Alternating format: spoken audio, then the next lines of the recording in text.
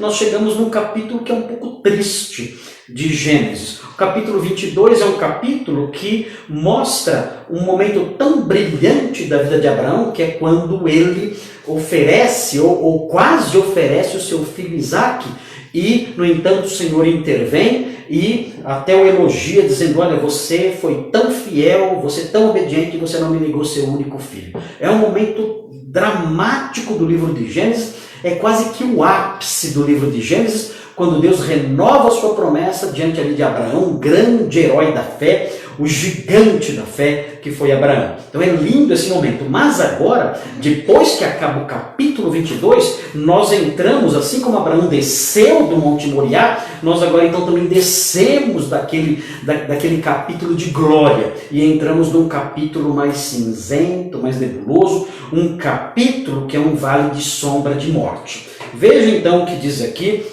o capítulo 23 de Gênesis. Fala assim: tendo Sara vivido 127 anos, morreu em Kiriat Arba, que é Hebrom, na terra de Canaã. Veio Abraão lamentar Sara e chorar por ela. Levantou-se depois Abraão da presença de sua morta e falou aos filhos de Het: sou estrangeiro e morador entre vós.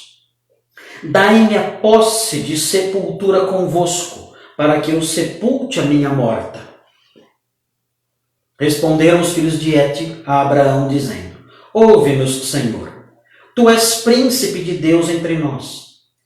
Sepulta numa das nossas melhores sepulturas a tua morta. Nenhum de nós te vedará sua sepultura, para sepultares a tua morta. Então se levantou Abraão e se inclinou diante do povo da terra, diante dos filhos de Het, e lhes falou, dizendo: se é do vosso agrado que eu sepulte a minha morta, ouvi-me e intercedei por mim junto a Efrom, filho de Zoar, para que ele me dê a caverna de Macpela, que tem no extremo do seu campo, que me dê pelo devido preço em posse de sepultura entre vós. Ora, Efrom o Eteu, sentando-se no meio dos filhos de Het, respondeu a Abraão, ouvindo os filhos de Het, a saber, todos os que entravam pela porta da sua cidade: de modo nenhum, meu senhor, ouve-me, dou-te o campo e também a caverna que nele está. Na presença dos filhos do meu povo te dou, sepulta a tua morta. Então se inclinou Abraão diante do povo da terra e falou a Efrom na presença do povo da terra, dizendo: mas se concordas, ouve-me, peço-te, darei o preço do campo, toma-o de mim e sepultarei ali a minha morta. Respondeu-lhe Efrom: meu senhor, ouve-me, um terreno que vale 400 ciclos de prata, que é isso entre mim e ti? Sepulta ali a tua morta. Tendo Abraão ouvido isso a Efrom, pesou-lhe a prata, de que este lhe falara diante dos filhos de Het, 400 ciclos de prata, moeda corrente entre os mercadores. Assim, o campo de Efrom, que estava em Macpela, fronteiro a Manre, o campo, a caverna e todo o arvoredo que nele havia, e todo o limite ao redor, se confirmaram por posse a Abraão na presença dos filhos de Het, de todos os que entravam pela porta da sua cidade.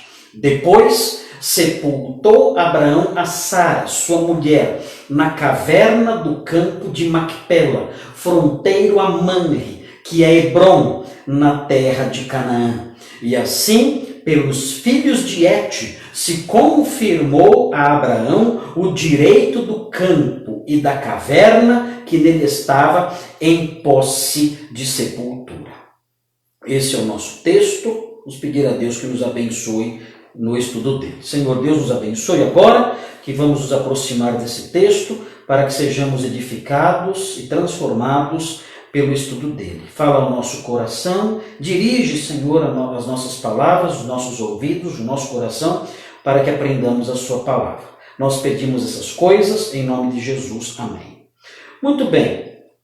Nós temos então aqui em Gênesis 23 um momento difícil, é o momento que fala sobre a morte de Sara. Mas o que é curioso notar é que o texto não fica enfatizando muito os detalhes ligados à morte de Sara. Nós não sabemos de que ela morreu, claro, o texto fala que ela era bem idosa. Ela tinha 127 anos, ou seja, fazia 37 anos que ela tinha tido Isaque. Abraão, aqui nessa época, devia ter isso, 137 anos. E Isaque, 37 anos de idade. Então, ela morreu bem velhinha, nós sabemos disso. Não sabemos exatamente qual foi a causa da morte, o texto não fala. Não sabemos também quais foram suas últimas palavras. Não temos detalhes sobre a morte dela. Porque parece que o texto se concentra, ainda que a morte de Sara seja um episódio triste, trágico, nós sabemos disso, ela foi uma personagem fundamental na história da redenção do homem, foi através dela que veio à luz Isaque, que vai dar continuidade, que dá continuidade à descendência que vai trazer um dia à luz o Messias, ainda que ela seja tão importante, nós não temos esses detalhes. O que nós temos aqui, o que domina a narrativa, é o tempo em que Abraão conversa com os filhos de Et, com Efron, para obter ali a caverna de Macpela como posse de sepultura. Nesse capítulo, o que domina, o assunto que domina esse capítulo é isso, é essa negociação que nós vemos aí acontecendo do versículo 3 até o versículo 16. Todo esse trecho, esse bloco enorme, que é a maior parte do capítulo, fala sobre isso, sobre essa negociação entre eles dois. Mas o comecinho do capítulo realça ali a morte dela. Então, nós vamos olhar para esse capítulo inteiro, vendo cada uma dessas partes. A narrativa, ela caminha, ela tem as suas etapas, ela vai se desdobrando. Nós temos um começo ali nos versículos 1 e 2, depois nós temos toda a negociação nos versículos 3 a 16, e depois nós temos a conclusão disso tudo nos versículos 17 a 20. Então existem divisões naturais nesse capítulo. Eu coloquei um nome para cada divisão natural, tentando extrair uma lição importante para nós. Lembre-se, tudo isso aconteceu depois que Abraão se apresentou e se confirmou em sua história como um gigante da fé. Tudo isso acontece depois dos episódios do capítulo 22. Abraão é um gigante da fé. Isso já está comprovado. Abraão é um homem obediente, é um homem de fé, é um homem que crê em Deus, que tem temor de Deus e não nega nada do que Deus pede. Ele nada nega porque ele crê, ele confia que Deus é autoridade e que Deus é poderoso para cumprir suas promessas, mesmo quando as suas ordens parecem contradizer isso. Então veja, nós temos então essas três divisões naturais. Os versículos 1 e 2, que falam da morte de Sara, os versículos 3 a 16, que mostram aquela barganha, entre aspas, entre Abraão e os filhos de Et, depois mais especificamente Efron, e depois a conclusão disso tudo nos versículos 17 a 20. Essas são as divisões naturais do texto, com ênfase aí para a aquisição que Abraão fez do campo de Efron, ou da sepultura de Efron, mas o campo e os arvoredos todos ali. Então nós vamos começar olhando para os versículos 1 e 2, e eu quero destacar uma verdade presente nos versículos 1 e 2, é uma verdade implícita lá. O autor bíblico, ele não quis, quando ele produziu esse texto, o seu objetivo não era destacar essa verdade, mas essa verdade está implícita nessa narrativa.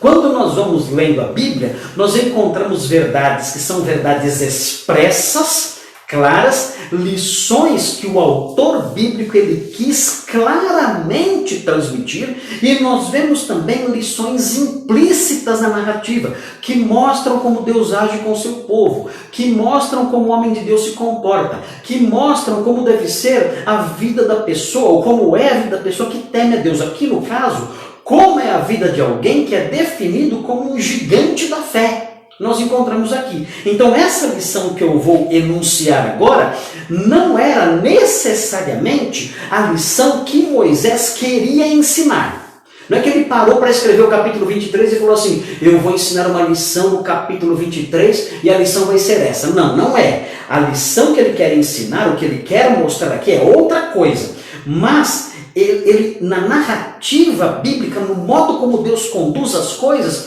nós conseguimos detectar lições implícitas. E a lição implícita que nós temos aqui, óbvia, uma lição clara, presente nos versículos 1 e 2, é a seguinte: o gigante da fé não está livre de tragédias. Essa é uma lição implícita nos versículos 1 e 2. Mais uma vez, Moisés não quis ensinar isso quando ele escreveu. Mas essa lição acabou ficando implícita no texto por causa do modo como as coisas aconteceram. Nós vemos o modo como Deus agiu e o modo como Abraão agiu. Como Deus tratou Abraão, mesmo ele sendo um gigante na fé. Como Abraão reagiu a tudo isso, mesmo sendo um gigante na fé, como ele reagiu a tudo isso. Então nós vemos aqui nos versículos 1 e 2 essa verdade que é importante aprender. Vai dizer, mas é uma verdade óbvia. Sim, é uma verdade óbvia, mas é assustador como o povo de Deus, os crentes, os chamados evangélicos, eu sei que muitos evangélicos não são o povo de Deus, porque não são crentes, mas mesmo entre evangélicos que conheceram realmente o Evangelho e creram no Evangelho, muitas vezes dão ouvidos a coisas que não têm fundamento nenhum. Há evangélicos que dizem, que acreditam que o homem de Deus, o homem que tem fé, o gigante da fé, o homem que tem um mínimo de fé, esse alguém vai estar livre de tragédias. E isso, quando nós lemos um texto como esse, nós percebemos que isso não tem o menor fundamento. O menor fundamento. Nada. Não existe absolutamente nada na Escritura que afirme que o homem de Deus, o homem de fé, o homem que mostra ali obediência, fidelidade, crê realmente em Deus, esse homem vai ver uma vida livre de problemas. Isso não existe. Eu sei que existe no Brasil e outros países também isso existe, é claro. A mentira ela se espalha pelo mundo todo, o mundo jaz no maligno, mas existem falsos mestres ensinando isso, que se você tiver fé, você vai viver uma vida livre de problemas. Se a doença vier e você tiver fé, você vai dar uma bronca nela e ela vai embora. Se vier problema financeiro, você vai dar uma bronca no problema financeiro, vai repreender o problema financeiro e ele vai embora também. Você vai viver cheio de saúde para dar e vender, bolso cheio, fazendas, carros importados, apartamentos de luxo, restaurantes maravilhosos, e é assim que vai ser a vida do homem de fé. Não vai ter problema nenhum na sua vida. Isso é uma imensa lorota que o diabo inventou. E o diabo inventou isso, sabe por quê? Para trazer incrédulos e colocar incrédulos dentro do meio evangélico, para que os incrédulos, com o seu comportamento, emporcalhem o nome do evangelho. Aí as pessoas olham para aqueles evangélicos que são crentes falsos, com suas vidas sujas e podres, associados ao nome evangélico, e dizem, olha como que é ser crente, olha a sujeira que é. É isso que o diabo fez. O diabo criou essa mentira. É uma mentira absurda. Ele criou isso, colocou isso na boca dos seus servos, os pastores que pregam a prosperidade, coisa desse tipo, o triunfalismo. O diabo colocou essa mentira na boca desses pastores. Esses pastores começaram a pregar isso. Que aconteceu? Os incrédulos se cercaram de pastores e de mestres, como Paulo fala, segundo as suas cobiças. Os incrédulos, eles têm interesse nisso, em riquezas, em prazeres, é o sonho, eles amam essas coisas, eles amam este mundo e os bens deste mundo. Então eles se sentiram atraídos por essas coisas, e sendo atraídos por essas coisas, por falsos pastores, eles entraram para o meio evangélico dizendo: nós somos crentes também, nós somos evangélicos também, e nós também cremos em Jesus. E começam então a confundir os incrédulos, que olham esses incrédulos com capa de evangélicos e associam a vida suja deles com os crentes de verdade. E pensam que ser crente é aquilo ali. Isso é tudo mentira. Quando nós olhamos para um texto como esse, nós aprendemos: o gigante da fé não está livre de tragédias. O texto diz assim: tendo Sara vivido 127 anos, foi uma longa vida, ela viveu bastante, ela foi muito abençoada por Deus. Nós conhecemos a vida de Sara, nós não chegamos agora no livro de Gênesis, nós estamos estudando o livro de Gênesis desde o primeiro capítulo, já há vários anos, e nós conhecemos o perfil de Sara. Nós sabemos que ela não era uma mulher perfeita, pelo contrário, encontramos em Sara vários problemas, vários defeitos, uma mulher difícil em alguns momentos, às vezes até uma mulher dura e cruel algumas vezes. Nós vemos isso em Sara, mas Deus a abençoou por sua graça. Deus teve misericórdia dela por sua graça. E nós vemos episódios ali que nós olhamos para ela e dizemos: meu Senhor, que mulher difícil. Ela chegou a rir da palavra de Deus, ela riu. Quando Deus disse que ela teria um filho, ela deu risada, ela zombou. E quando Deus disse: você riu, ela disse: eu não ri não. Ela quis discutir com Deus ainda por cima, negando ali o que Deus havia dito. Então não era uma mulher perfeita, mas Deus, na sua misericórdia, a abençoou e fez dela matriarca, uma grande matriarca da nação de Israel. E ela morreu com 127 anos. Onde ela morreu? O texto mostra aqui. O texto diz que ela morreu em Kiriat Arba. Esse era o nome da cidade. Kiriat Arba significa cidade de Arba. E nós não sabemos muita coisa sobre esse personagem. Quem é Arba? Nós temos informações sobre ele. Se você quiser olhar na sua Bíblia, eu vou ler aqui para você. Se você quiser abrir, pode abrir, não tem problema. No livro de Josué. Veja o que diz o livro de Josué. Vai falar sobre Arba. É um detalhezinho sobre ele, para você acrescentar aí no seu conjunto de informações bíblicas. Nós temos que conhecer esses detalhes da Bíblia. Veja aí o que diz Josué, livro de Josué, um pouquinho mais para frente, Josué capítulo 14, versículo 15. Veja aí o que diz: ao sétimo dia, não, estou lendo errado, estou lendo Juízes, Josué 14, 15, fala assim: dantes, agora sim, Josué 14, 15, dantes, o nome de Hebrom era Kiriat Arba. Este Arba, é o nome da pessoa. Este Arba foi o maior homem entre os Enaquins, e a terra repousou da guerra. Então Arba era uma pessoa, era um homem. E era um homem que era o principal entre os Enaquins. Talvez fosse um gigante. Os Enaquins são associados, esse nome é associado com pessoas altas, gigantes da época. Veja 15:13. Veja aí o 15:13. Diz assim: a Caleb, ainda em Josué 15:13. A Caleb, filho de Jefoné, porém, deu Josué uma parte no meio dos filhos de Judá, segundo lhe ordenara o Senhor, a saber, Kiriat Arba, que é Hebrom. Este Arba era o pai de Anak. Muito bem, então nós temos aqui uma referência a essa cidade, Kiriat Arba. Sabemos que era a cidade desse homem chamado Arba, que era aí o ancestral dos Anaquins. E o texto fala, mesmo aqui o texto de Gênesis fala que essa cidade é Hebrom.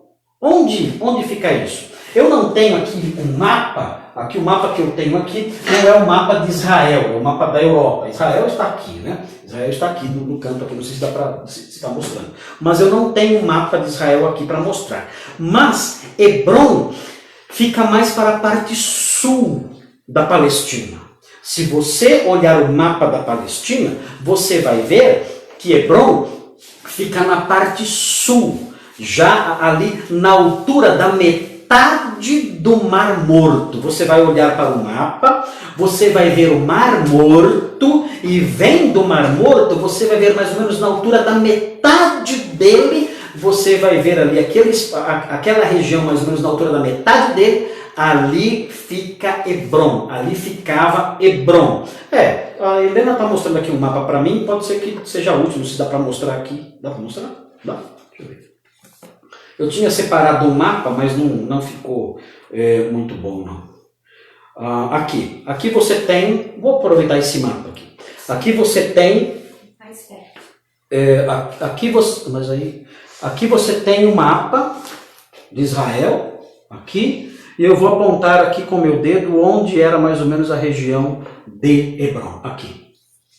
Aqui, a região de Hebrom, aqui. Kiriat Arba.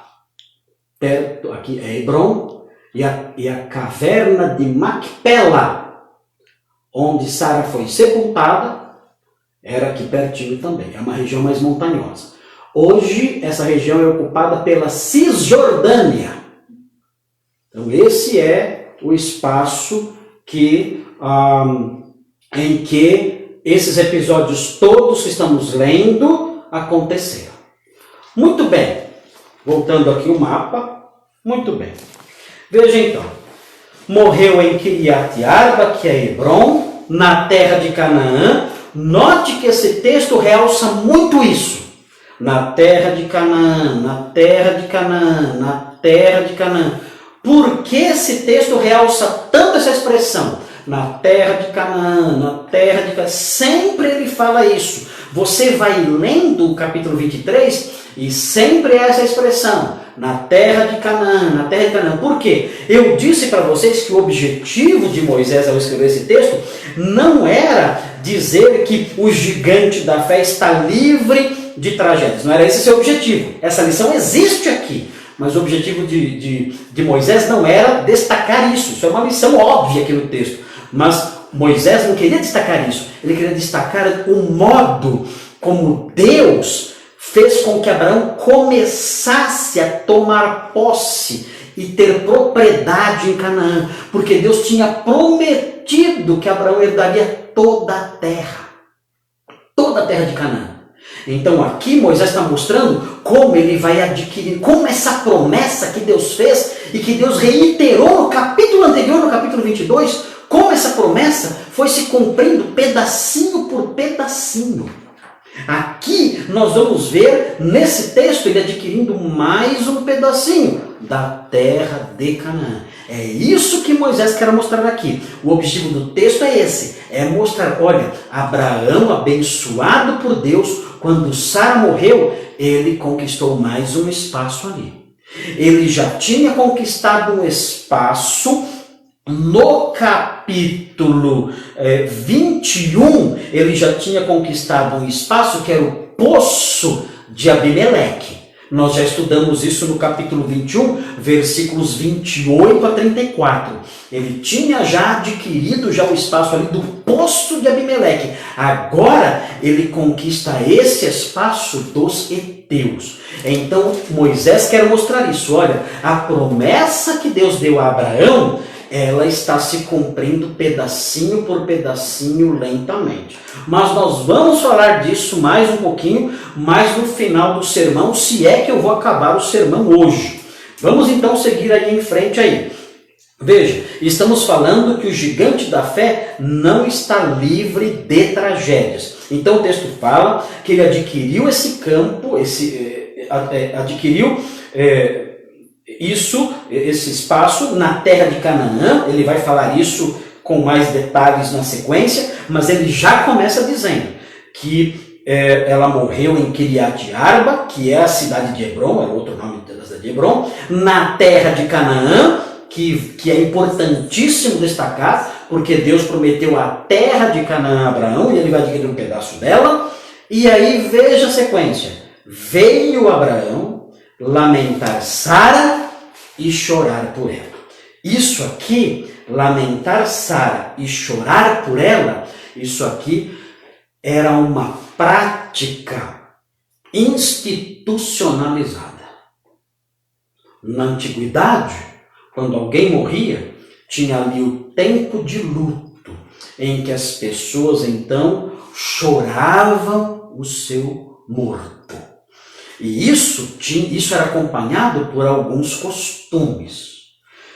Nós não sabemos ao certo quais eram os costumes dessa época aqui, mas nos tempos bíblicos, as práticas podiam envolver você rasgar suas vestes. Esse era um costume que isso envolvia chorar, lamentar e chorar com o morto, envolvia rasgar as vestes. Envolvia também se descabelar, arrancar os cabelos, puxar os cabelos. Isso também estava envolvido nas práticas comuns de luto.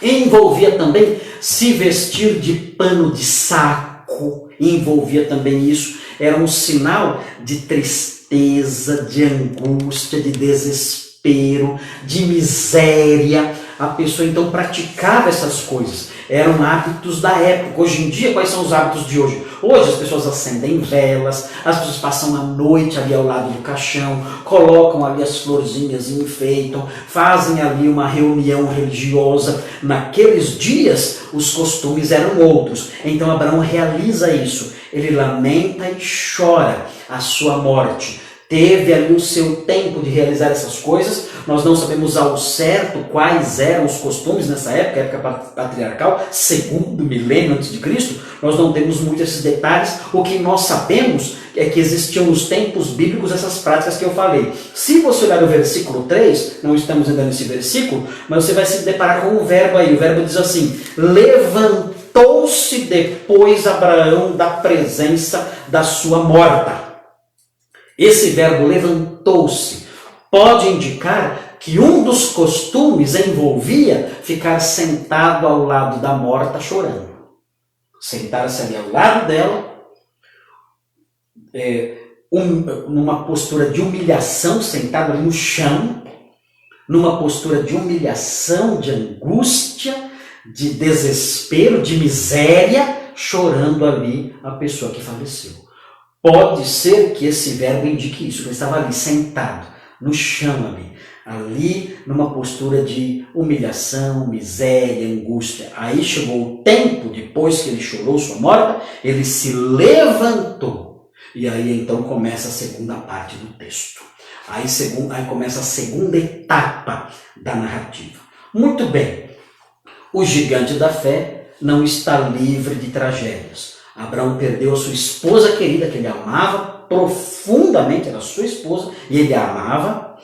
Era uma mulher especial, preciosa para ele, preciosa para Deus, abençoada por Deus. Ela morreu em Hebrom, na terra de Canaã, e Abraão lamentou e chorou por ela.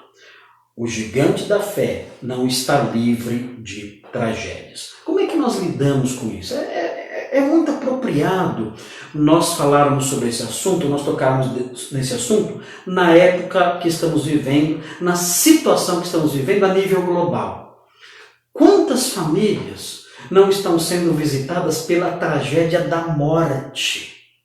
Como Abraão aqui foi visitado pela tragédia da morte dentro da sua casa.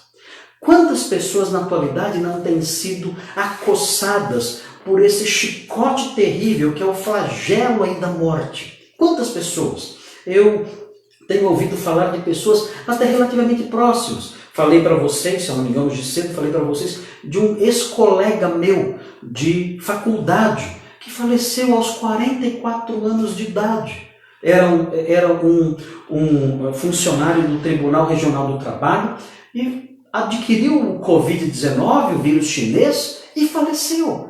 Depois de alguns dias, faleceu aqui na cidade em que eu moro. Um homem saudável, com 51 anos de idade. Uma pessoa influente na cidade, um ex-político aqui, um homem conhecido por todos, querido por todos, uma figura querida na cidade. Também adquiriu esse vírus, próximo aqui de nós, e faleceu. Surpreendentemente, um homem aparentemente saudável. Temos tido notícias de jovens morrendo. Sabemos que na cidade de Nova York os números de mortos têm surpreendido a todos. É algo simplesmente assustador. Quase 1.000 mortos em Nova York. E essas mortes acontecendo continuamente, todos os dias. E há lugares em que as pessoas não têm mais o que fazer com os mortos. Estão deixando os mortos no quintal de casa. Porque o governo, nos países mais pobres da América Latina, o governo não tem serviço, estrutura suficiente para recolher essas pessoas. E as pessoas estão com seus mortos nos quintais de suas casas. Nós temos visto cenas assim. Cenas terríveis, assustadoras. Ficamos assustados. Ficamos preocupados, Senhor. Será que essa tragédia que está batendo na porta de tanta gente vai bater na minha porta?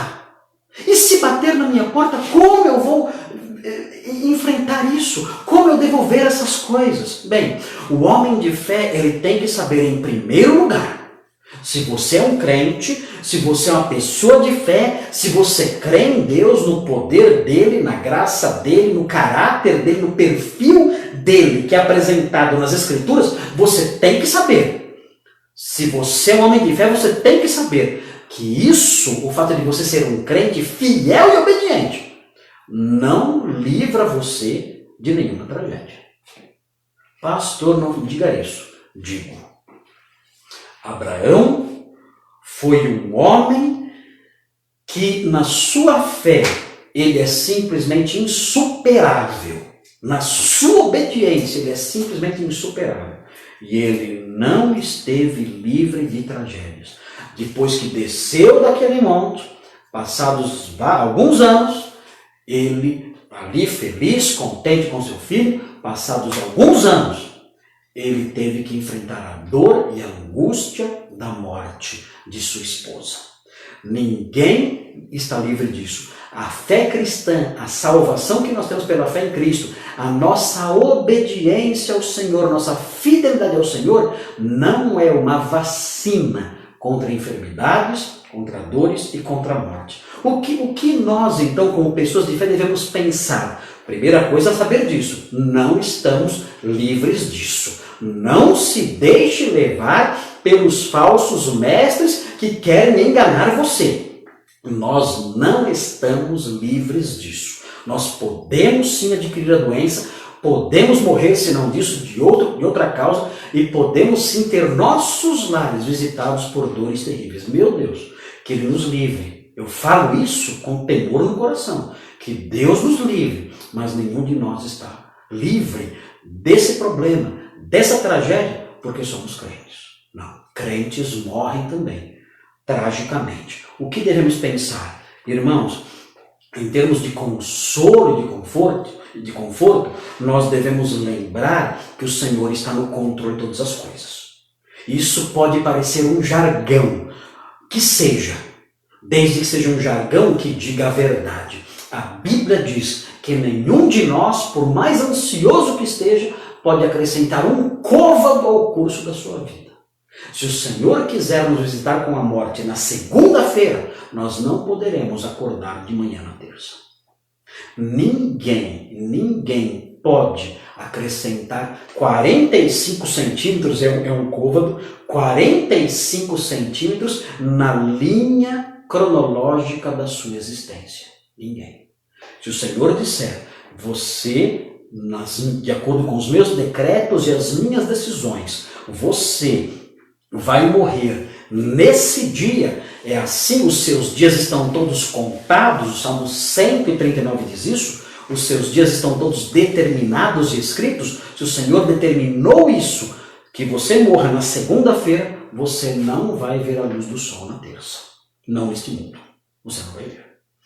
Então, é importante sabermos disso. Por mais que isso pareça um jargão, é uma verdade bíblica. E Jesus ensinou isso dizendo, pare de ficar ansioso. Não fique ansioso, porque a ansiedade não ajuda em nada. Então o crente não pode se desesperar, não pode entrar em pânico ao saber dessa verdade. Eu sei que como crente eu não estou livre de tragédias, mas eu não posso entrar em pânico. Por quê? Porque Jesus disse, não fique ansioso. Nem pássaro cai sem a ação de Deus. Nenhum. E os dias da vida de vocês Tem um limite e ninguém, por causa da ansiedade ou da preocupação, pode aumentar esse limite. Então nós sabemos disso e temos então que descansar nosso coração. Está cheio de crente apavorado, desesperados aí, fazendo loucuras por aí afora. Esse não é o crente exemplar. O crente exemplar sabe, a tragédia pode sim me alcançar, mas eu sei que eu tenho os meus dias determinados e o Senhor vai me levar no dia que Ele determinou. Se Ele vai me levar nessa pandemia, vai ser assim e a minha ansiedade não vai mudar isso. Eu vou me cuidar, eu vou cuidar da minha saúde, eu vou estar atento porque a Bíblia manda eu fazer isso também. Mas eu sei que se Ele quiser me levar, esse for o seu plano, a minha ansiedade não vai resolver esse problema. Um fator importante a se pensar acerca disso é Deus que administra essas tragédias. Veja com atenção, é muito importante lembrar isso aqui. Deuteronômio 32, 39. Eu quero compartilhar esse texto com vocês, porque durante o tempo que estamos vivendo, muita gente está confusa, sem saber o que pensar e pensando coisas estranhas. E sendo mal ensinadas. Sendo ensinadas com base no otimismo para ouvir mensagens que querem ouvir. E não é esse o papel do pregador da palavra. O pregador da palavra não enuncia mensagens que o povo quer ouvir. Ele enuncia a palavra de Deus. Veja o que diz Deuteronômio 32, 39. Diz assim, preste atenção na leitura. Diz assim: vede agora que eu sou, eu somente, e mais nenhum Deus além de mim. Eu mato e eu faço viver. Eu firo e eu saro. E não há quem possa livrar alguém da minha mão. Então o que pensa o homem de fé? O homem de fé pensa assim: eu sei que tragédias podem me sobrevir. Mas eu sei que quem administra isso é Deus. É Deus quem fere e é Deus quem sara, é Deus quem dá vida e é Deus quem mata. É Ele quem faz isso. Ele é o administrador das tragédias. Eu não administro, mas Ele as administra. É muito importante saber isso, porque o homem de fé, ele vai encontrar amparo numa mensagem como essa, num versículo como esse. Ele sabe, tudo está nas mãos do meu Senhor, eu creio nele. Outro texto importante. As pessoas falam, não, mas essas doenças são obras do diabo. Veja Jó. Jó foi atingido por pragas terríveis e ficou doente ali, cheio de chagas, porque o diabo trabalhou na vida dele. Não foi Deus, não. Quando nós olhamos Jó 42, eu falei isso num vídeo que eu gravei. Eu gravei um vídeo, está no meu canal, gravei um vídeo sobre esse assunto. E eu mencionei esse versículo aqui. Se você não viu, vá lá ver. Se bem que você vai ver de novo o que eu estou falando aqui. Fala assim, Jó 42, versículo 11. Veja qual foi a fonte primária da enfermidade de Jó. Fala assim, então, Jó 42, 11. Então vieram a ele todos os seus irmãos, a Jó, todos os seus irmãos, e todas as suas irmãs, e todos quantos dantes o conheceram, e comeram com ele em sua casa, e se condoeram dele, e o consolaram de todo o mal que o Senhor lhe havia enviado. Esse texto fala que quem enviou todo aquele mal para Jó não foi o diabo. O diabo foi um instrumento de Deus, de acordo com o que lemos aqui. Quem enviou todo aquele mal contra Jó foi o próprio Deus. É Ele quem atua como Ele quer. Então o homem de fé, ele sabe, o gigante da fé não está livre de tragédias. Ele sabe disso. Ele não se deixa enganar pelos falsos mestres que ficam repreendendo vírus para lá e para cá. Ele não vai atrás disso. Ele sabe que isso é mentira. Ele conhece a palavra de Deus. E ele sabe que homens de fé, gigantes da fé, enfrentam tragédias como Abraão enfrentou. Ele sabe disso. Mas ele sabe também o seguinte, olha, eu sei que nós não estamos livres de tragédias, mas nós sabemos que isso não está jogado ao acaso. Nós estamos jogados neste mundo e o que será que vai acontecer? Não. Nós sabemos que Deus administra as desgraças. Deus dirige as desgraças e aplica as desgraças conforme Ele quer. E isso me dá tranquilidade. Eu não estou aqui vivendo ao léu. Existe um propósito em tudo que acontece, inclusive nas coisas difíceis. Outro fator importante.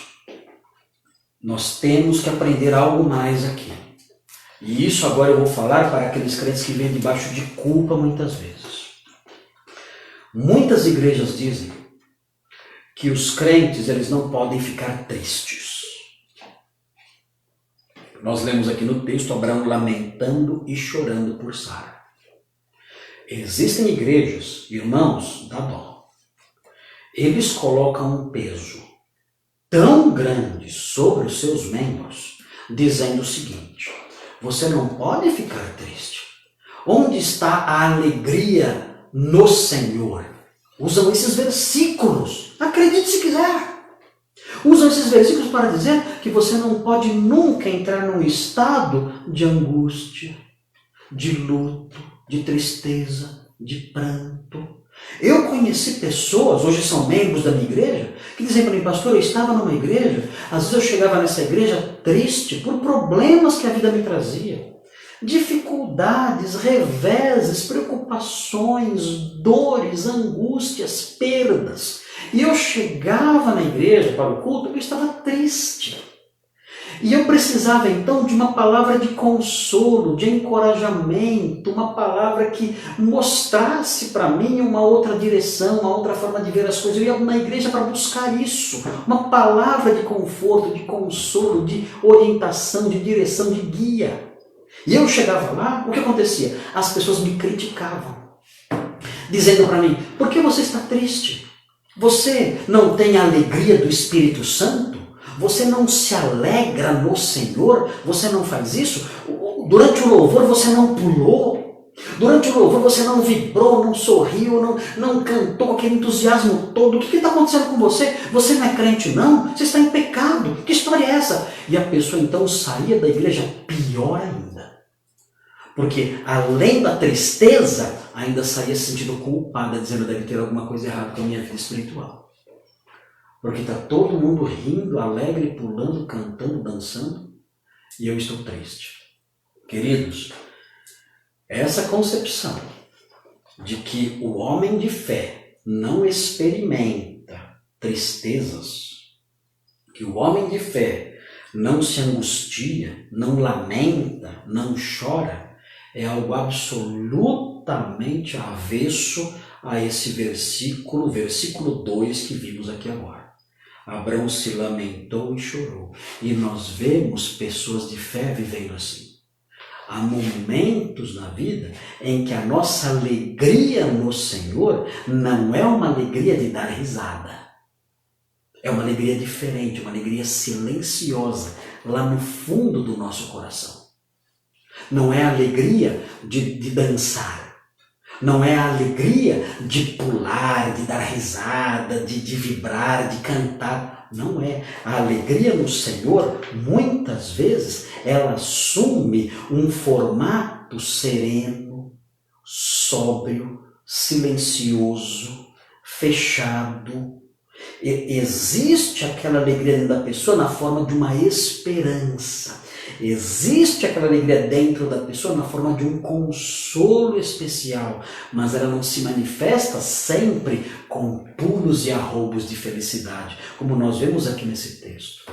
O crente, o herói da fé, o gigante da fé, muitas vezes, em face de várias situações, não somente morte, mas outras também, ele se entristece, ele se lamenta.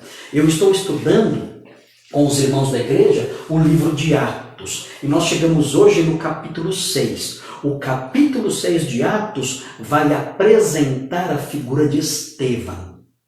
Estevão era um homem extremamente piedoso, cheio de fé e do Espírito Santo. Ele realizava milagres grandiosos em Jerusalém, evangelizava as pessoas nas sinagogas, os judeus nas sinagogas, mas ele foi apedrejado por causa disso. Ele pregou no Sinédrio, o Sinédrio o atacou, ele foi morto por apedrejamento, faleceu, e vejam o que aconteceu.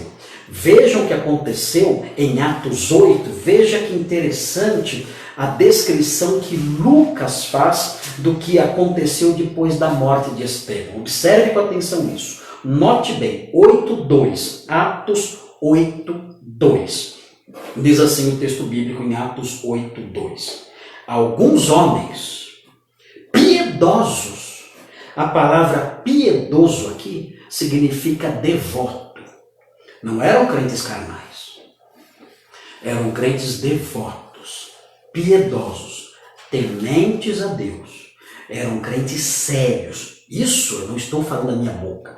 A palavra de Deus está descrevendo esses homens. Não fala o nome deles, não diz onde eles moravam e o que eles faziam na igreja, nada. Apenas diz que alguns homens piedosos, santos, devotos, zelosos das coisas de Deus, crentes sérios. Vejam, eles fizeram o quê? Eles sepultaram Estevão. E veja a sequência. E fizeram grande pranto sobre ele. Eles prantearam Estevão com uma dor no coração simplesmente indizível. Eles realizaram um grande pranto. Choraram muito, tristes, arrasados, e eram homens piedosos. Então nós não devemos acreditar em discursos fantasiosos. O homem de fé, ele sabe que a tragédia vem e ele sabe que a tragédia não impede a sua tristeza. E isso não significa que ele não tem alegria do Senhor. Significa apenas que a alegria no Senhor, ela se manifesta nesses momentos de uma forma diferente, por meio de um consolo diferente que o Espírito Santo dá ao coração da pessoa. Agora, note bem, é interessante uma coisa aqui a se aprender com isso, inclusive a se aprender com a atitude de Abraão. Abraão, ele lamentou, chorou, e quando você olha o versículo 3 fala que ele se levantou. É muito importante isso aqui. Ele disse, basta. Basta. Já chorei o que eu tinha que chorar. Eu não vou ficar 10 anos deprimido. Não vou. Eu não vou passar a minha vida inteira me lamentando. Eu não posso fazer isso. Eu lamentei, eu chorei, e agora eu me levanto. Eu vou resolver os problemas e as questões ligadas a tudo isso que aconteceu. Isso, irmãos, se cada crente aprendesse isso, nós teríamos muito menos pessoas nos gabinetes pastorais e muito menos pessoas, muito menos crentes nos psicólogos e psiquiatras por aí afora. Muito menos. Se os crentes soubessem que não é correto, não é a atitude do homem de fé, ele se entregar, ele se render de modo absoluto e completo à angústia, à dor, à tristeza e deixar-se levar por essa onda fria e escura de desespero. Não é correto isso. Os incrédulos, talvez, possam viver assim, porque eles não olham para o universo como algo que tem por trás dele um piloto. Então, para eles, nada faz sentido. Tudo é um acaso, aconteceu porque tinha que acontecer sem propósito algum. Mas o crente não. Ele sabe que essas coisas vêm de Deus. Ele sabe que é Deus quem dá a vida e tira a vida. Sabe que Deus administra as tragédias, como mencionei em Jó 42, em Deuteronômio 32, 39. Eu mencionei essas coisas, ele sabe disso. Então, esse homem de fé, ele fica triste, ele fica assim. Mas ele, num dado momento, ele diz, basta.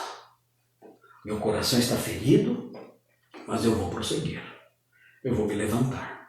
Eu perdi o amor da minha vida. Essa mulher viveu comigo mais de 60 anos.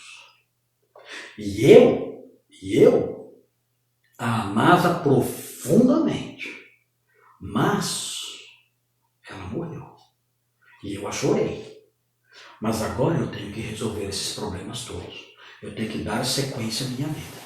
Eu tenho que resolver as questões todas ligadas a isso. O meu tempo de dor, de lamento, de sentar-me ali ao lado dela e arrancar os cabelos e rasgar as vestes, esse tempo acabou. E é importante notar isso aqui, essa atitude do homem de fé. Note bem, o homem de fé, ele fica triste. A angústia que vem, a tragédia que vem, não impede a tristeza. A fé que ele tem não impede a tristeza.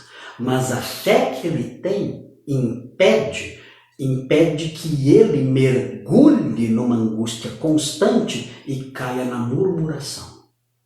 E comece a se lamentar para o resto da vida, se queixando pelo resto da vida das suas tragédias, da sua sorte, dizendo como eu fui, como a vida foi má comigo.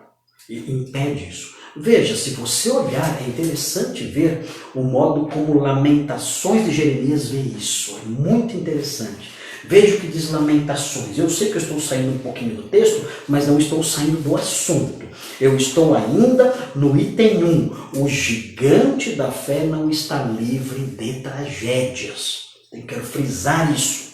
Ele sabe que as tragédias vêm de Deus. Ele se entristece com elas, ele sabe disso tudo, mas ele se levanta e ele não fica murmurando. Veja o que diz Lamentações 3. É muito importante as orientações de Jeremias nesse momento de Lamentações 3. Lamentações 3 acontece quando a cidade de Jerusalém foi destruída pelos babilônios. Só havia morte, só. Morte, fome e miséria, só. O templo incendiado, as casas destruídas, as mulheres grávidas mortas e seus filhos arrancados de seus ventres, fome ao ponto das pessoas comerem bebês, um desespero simplesmente ilimitado, jovens sendo mortos, moças cambaleando pelas ruas, jovens, mulheres sendo estupradas pelo inimigo, casas incendiadas, velhos sendo mortos, algo simplesmente aterrador em virtude da invasão babilônica de Jerusalém. Uma tragédia sem tamanho. Vejam o que Jeremias diz acerca disso. Ele diz o seguinte, em Lamentações, no capítulo 3, ele fala assim: acaso não procede do Altíssimo tanto o mal como o bem? Mal aqui é a desgraça, a tragédia. Isso não procede do Altíssimo? Resposta, claro que procede. Ele diz no versículo 39. Por que, pois, se queixa o homem vivente? Queixe-se cada um dos seus próprios pecados. Ele diz o seguinte, em face da tragédia, o homem de fé não deve ficar reclamando o tempo todo. Abraão se levantou e foi dar sequência às questões da vida. Ele não ficou a vida toda se lamentando e se queixando por causa da tragédia. Não. O texto diz, você quer arrumar um motivo para se queixar? Você que é um homem de fé? Você que é um crente? Você que crê num Deus soberano, poderoso e controla tudo? Quer se queixar de alguma coisa? Queixe-se dos seus pecados. E ele prossegue, ele diz o seguinte, esquadrinhemos os nossos caminhos. Você quer se queixar? Queixe-se dos seus pecados. Como? Esquadrinhemos os nossos caminhos. Comecemos a avaliar as nossas ações, nossas palavras, nossas atitudes, nossas decisões, nosso modo de vida, nossos caminhos. Quando o texto fala nossos caminhos, é o nosso modo de andar, o nosso modo de viver. Avalie seu modo de viver. Veja se o seu modo de viver está agradando em tudo a Deus.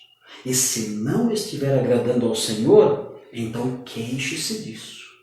Lamente-se e chore por causa disso. O texto diz, provemo-los. Avalie, prove, veja.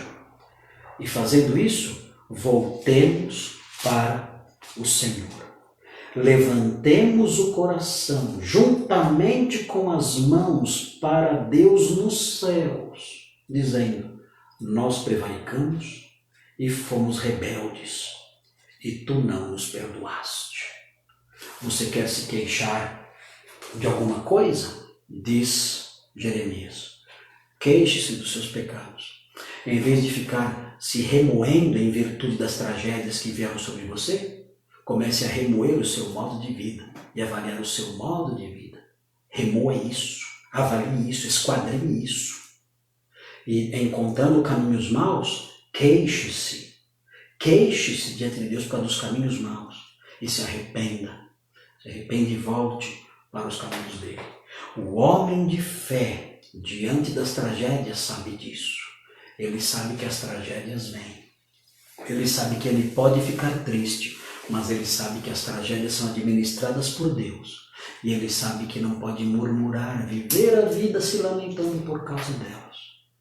E ele sabe que se ele quiser murmurar por alguma coisa, reclamar de alguma coisa, ele sabe que a única coisa que Deus permite que ele reclame, acerca da qual ele permite que o crente reclame, é dos seus próprios pecados. E isso para conduzir ao arrependimento e uma vida diferente.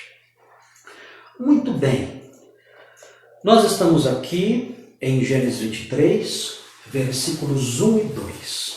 E nós destacamos essa verdade. O gigante da fé não está livre de tragédias. Muito bem. Nós temos todo o restante do texto. E já está tarde. Já são 8 horas e 35 minutos. E nós temos todo o restante do texto ainda para tratar. É bastante coisa. Então, eu vou enunciar as outras partes deste estudo. Tem mais 2 partes. E para não ter que interromper nenhuma delas na metade, então eu vou enunciá-las e nós vamos dar sequência a esse estudo no próximo domingo à noite. Se a quarentena continuar, como parece que vai continuar, vamos fazer isso online. Se não, faremos na igreja. Mas eu quero enunciar as outras 2 verdades. Veja bem, a primeira que eu enunciei com base nos versículos 1 e 2 é a seguinte: o gigante da fé não está livre de tragédias. E estudamos os versículos 1 e 2. A segunda verdade que eu quero apontar para vocês aqui, e que é interessante, e que nós percebemos aqui no texto, há vários sinais disso aqui. E eu queria mostrar cada um desses sinais. Na verdade, olhando aqui para o texto, nós encontramos esses sinais em praticamente todos os versículos do 3 até o 16. Que sinais são esses? Eu quero enunciar a segunda verdade. A segunda verdade é a seguinte: o gigante da fé é exemplar na busca de seus interesses. Você vai dizer, mas o que é isso? O que o pastor está dizendo? O gigante da fé é exemplar na busca de seus interesses. O gigante da fé, ele tem um modo de agir, ele tem um modo de lidar com as pessoas, ele tem um modo de administrar os seus interesses, de buscar os seus interesses, de administrar as suas coisas. Ele tem uma forma de fazer isso que é simplesmente exemplar. Note bem, Moisés, mais uma vez, quando ele escreveu esse texto, ele não estava dizendo: olha, eu vou ensinar como se administram e como se busca a realização dos nossos interesses. Moisés não quis ensinar isso, mas ao narrar o modo como Abraão conquistou um pedacinho de Canaã, ele deixou registrada essa lição também. Como um homem temente a Deus, como um homem piedoso, um homem de fé, se comporta na busca dos seus interesses. Isso tem muito que ver com a nossa vida. Por quê? Porque todos nós todos os dias buscamos nossos interesses. Nós queremos um emprego melhor. Nós queremos comprar uma propriedade. Como eu gostaria de comprar aquele terreno. Eu mesmo aqui, na minha casa, tem um terreno aqui perto da minha casa, eu vivo olhando aquele terreno, eu passo por ele e falo assim, Senhor, me dá esse terreno, por favor. Eu não preciso do terreno, eu não preciso, eu tenho já uma casa. Mas eu olho, eu queria ter, é o meu interesse. Todos nós temos interesses. Até os jovenzinhos têm seus interesses. O moço diz, eu gostaria de me casar com aquela moça, gostaria de namorar com ela. O outro diz, eu gostaria de juntar dinheiro para adquirir um carro, para conquistar isso aqui, para conquistar aquilo outro. E tudo isso parece que faz parte de uma vida paralela. Muitos crentes pensam que nós temos uma vida cristã, que consiste de ir à igreja, cantar hinos, usar lá minha gravatinha, ler o texto bíblico, cantar alguns hinos, e aí depois tem a vida real. É a vida do trabalho, do estudo e do dia a dia, da busca pelos interesses. E as duas não se misturam. É assustador como essa mentalidade de uma dualidade no modo de encarar a vida é presente no ser humano desde sempre. Sempre foi assim. É assustador. E no nosso meio isso acontece também. Então tem o João da fé, que é o João ali da igreja, dos hinos, dos cânticos, da leitura bíblica, da oração. Esse é um João. E tem o outro João. O João que é do mundo aí fora, do seu trabalho, seus interesses particulares, seus alvos físicos, materiais, intelectuais é outra coisa. Quando nós olhamos o padrão bíblico, quando nós olhamos para a Bíblia, nós percebemos que João não pode ser visto, ou não pode olhar a vida dessa maneira dupla. O João Santo da igreja deve ser o João Santo de qualquer lugar. É uma pessoa só. E olhando para esse texto aqui, quando Moisés narrou essa história, ele registrou aqui, pela orientação do Espírito Santo, ele registrou um modo de agir de Abraão. E esse modo de agir de Abraão mostra que o homem de fé, ele é exemplar na busca dessas coisas. E nós vamos ver isso no próximo sermão. Eu quero apontar para vocês cada detalhezinho aqui. Existem indicadores aqui no texto que, às vezes, nós, lendo o texto em português e seguindo a leitura, nós não percebemos. Mas eu vou ajudar vocês a perceber alguns indicadores aqui da postura exemplar de Abraão. Alguns indicadores são muito claros, você lendo você percebe na hora. Há outros que são mais obscuros. Eu vou apontar para vocês o modo como esse gigante da fé foi exemplar na busca dos seus interesses, a fim de que, vendo isso, nós também busquemos esse ideal, de sermos exemplares na busca dos nossos interesses pessoais. Como nós devemos agir, como pessoas de fé, como gigantes de fé, como crentes em Cristo. Qual deve ser o nosso comportamento na busca dos nossos interesses? E veremos isso então no nosso próximo estudo. E na sequência, para terminar, se o Senhor permitir que nós terminemos esse estudo na semana que vem, nós vamos estudar a terceira verdade que emana desse texto. E é a seguinte: o gigante da fé experimenta desde já o cumprimento das promessas. Isso aqui, essa lição, essa terceira lição, essa aqui é a que estava na cabeça de Moisés, quando ele escreveu esse capítulo. Essa terceira lição é a lição que Moisés quis mostrar. Ele quis mostrar o seguinte: olha, eu vou mostrar para vocês como Abraão experimentou já na época dele um pedacinho do cumprimento das promessas. Esta aqui sim. Esta lição não está aqui presente de modo incidental, não está aqui de modo implícito, não.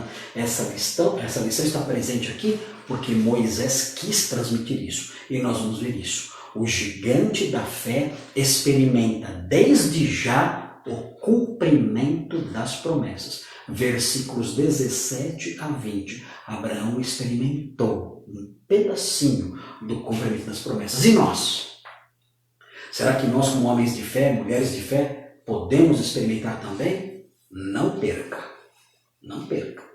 No próximo culto nosso, domingo que vem, às 7 da noite, estaremos juntos para estudar isso aí. Hoje, então, ficaremos no versículo 2. Encerraremos aqui no versículo 2. Na semana que vem, se o Senhor permitir, nós vamos então caminhar do versículo 3 até o versículo 20. Vai ser mais rápido um pouco. E então nós vamos aprender essas lições tão preciosas. Muito bem, meus queridos. Quero agradecer a vocês por terem participado desse culto. A nossa súplica a Deus é que todos tenham sido edificados por essas palavras. Você que é crente, eu espero que você tenha aprendido algo que seja útil para a sua vida espiritual como servo do Senhor. A você que não é crente, que está nos assistindo, eu devo dizer a você que essas coisas que eu falei sobre o homem de fé são coisas aplicáveis às pessoas que um dia creram em Jesus Cristo e passaram a viver uma vida de temor a Deus, uma vida nova. Você que não é crente, se você realmente não conhece o Evangelho, então é necessário que você entenda que todos pecaram e estão separados da glória de Deus. Deus, então, vendo a nossa condição de miséria, Ele enviou o seu Filho, o próprio Filho dele, divino, que se fez homem. E o seu Filho se fez carne e habitou aqui entre nós. E Ele, então, morreu para sofrer as consequências da nossa culpa. O salário do pecado é a morte. Mas o pecador era eu. Mas quem recebeu o salário, que é a morte, foi ele em meu lugar. Então o que fazer agora? O que o cristianismo diz? Como eu tomo a posse, por assim dizer, como eu sou beneficiado por esse sacrifício que ele fez? A Bíblia ensina, você tem que crer nele. Se você crer em Jesus e recebê-lo em sua vida, dizendo eu creio nele só, ele é o meu Salvador, eu não creio em nada além dele como meu Salvador, não creio na minha justiça, na minha religião, na minha bondade, em nada, eu creio nele só, ele é o meu Redentor. A Bíblia diz, se você crer nele, Paulo inclusive fala de uma fé que invoca o nome dele, que clama, Senhor, salva-me. Se você crer nele, invocar o seu nome, então esse sacrifício que ele fez, essa substituição que ele fez, morrendo como pecador sem ser pecador, sofrendo a punição do pecado sem ter pecado, será aplicada a você e você será beneficiado então por sua morte. Se você crer nele, se você não crer nele, você morrerá nos seus pecados. E morrendo nos seus pecados, você morrerá debaixo de culpa. E se você morrer debaixo de culpa, você vai receber condenação. Meu amigo, não permita que isso aconteça. Busque ao Senhor, invoque o seu nome, creia em Jesus Cristo e seja beneficiado por sua morte remidora. Essa é o recado que eu tenho que dar para você que não é crente. Para os demais, tem aí o sermão que nós começamos a estudar nesta semana, no culto de hoje, e fica aqui também o meu desejo, a minha súplica para que você seja abençoado nesses dias, nessa semana, que o Senhor abençoe você. Não se esqueça, na quarta-feira nós vamos continuar estudando o livro de Hebreus, e não se esqueça também de, se você puder, seria muito bom para nós, se você puder, entre no canal da nossa igreja, Igreja Batista Redenção, e se inscreva no nosso canal. Faça a sua inscrição no nosso canal, ali Igreja Batista Redenção, faça a sua inscrição lá, você vai nos ajudar muito, porque o nosso canal ainda é pequeno, se inscreva lá. E, se me permitem, se quiserem se inscrever no meu canal também, eu tenho um canal também, um canal pequenininho, chama Marcos Granconato, está começando agora, precisando muito do seu apoio. Se você puder, vai ajudar muito você se inscrever no meu canal também, tem uns videozinhos lá também para você, pequenininhos, mas eu conto também com a sua participação. Deus abençoe todos vocês, Deus lhes dê uma semana de paz. Vamos orar encerrando o culto desta noite. Senhor Deus, obrigado pelo tempo aqui. Obrigado pelo que pudemos estudar e aprender. Suplicamos que a sua palavra encontre lugar no nosso coração e que o Senhor faça com que ela seja viva e eficaz em nós. Obrigado pelo que aprendemos dessa história de Abraão. E ajuda-nos, Senhor, para que essas coisas sejam aplicadas no nosso dia a dia. Protege o seu povo, guarda a todos do mal. Faça, ó Deus, com que todos vivam em segurança, protegidos desse vírus terrível. Faça com que essa doença desse vírus não venha sobre ninguém e que depressa essa pandemia desapareça. Nós pedimos que o Senhor nos despeça em paz, em segurança, para que em nossos lares, onde estivermos, a sua mão bondosa e protetora esteja sobre nós, guardando-nos de todo mal. Pedimos isso agradecidos por sua palavra preciosa e rica. Em nome de Jesus. Amém.